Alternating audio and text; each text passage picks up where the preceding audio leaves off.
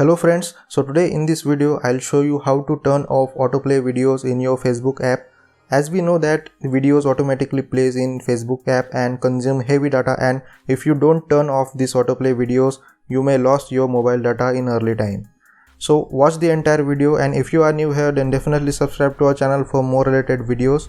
So let's get started. So first of all, you need to download and install Facebook official app in your smartphone from Play Store. Now open your Facebook app. So this is the interface of the Facebook app.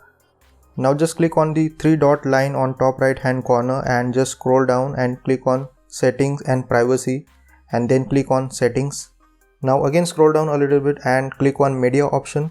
Now here you will get to see autoplay section, and here you just need to click on never autoplay videos. After doing this, your autoplay videos will be stopped and you can secure your mobile data.